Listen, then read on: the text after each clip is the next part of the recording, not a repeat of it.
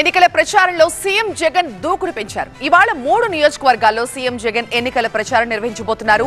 రాజానగరం, ఇచ్చాపురం, గాజువాక నియోజకవర్గాల్లో సభలు ఉండబోతున్నాయి. ఇక భారీ జన సమీకరణకు వైసీపీ శ్రేణులు ఇప్పటికే కసరత్తు పూర్తి చేశాయి. ఉదయం 10 గంటలకు రాజమండ్రి పార్లమెంటు పరిధిలోని రాజానగరం నియోజకవర్గంలో కోరుకొండ జంక్షన్ లో జరిగే ప్రచార సభల్లో పాల్గొంటారు సీఎం జగన్. ఆ తర్వాత మధ్యాహ్నం 12:30కి శ్రీకాకుళం పార్లమెంటు పరిధిలోని ఇచ్చాపురం పట్టణం మున్సిపల్ ఆఫీస్ సెంటర్ లో జరిగే సభలో పాల్గొంటారు. మధ్యాహ్నం 3 గంటలకి విశాఖపట్నం పార్లమెంటు పరిధిలోని గాజువాక నియోజకవర్గంలో పాత గాజువాక సెంటర్ లో జరిగే ప్రచార సభలో ప్రసంగిస్తారు సీఎం. జగన్ పర్యటన సందర్భంగా ఆయా నియోజకవర్గాల్లో పార్టీ నేతలు ఏర్పాట్లు చేస్తున్నారు.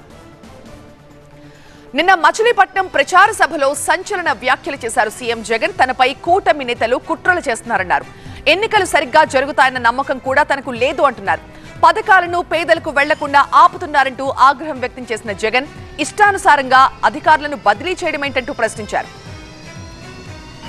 నిజంగా ఎన్నికలన్నీ కూడా బాగా జరుగుతాయి అన్న నమ్మకం రోజు రోజుకు కూడా సన్నగిల్లుతా ఉంది. కారణం ఏమిటి అనంటే ఆన్గోయింగ్ పథకాలకు సంబంధించిన ఆన్గోయింగ్ స్కీమ్స్కి సంబంధించిన బటన్లు నొక్కిన సందర్భాలలో కూడా డబ్బులు కావాలని అక్కచెల్లెమ్మలకు పోకుండా ఆపుతా ఉన్నారు. ఇష్టానుసారంగా అధికారులందరినీ కూడా మార్చేస్తూ ఉన్నారు. రావాల్సిన మంచి ఏది కూడా ప్రజలకు జరగకుండా చేస్తూ ఉన్నారు.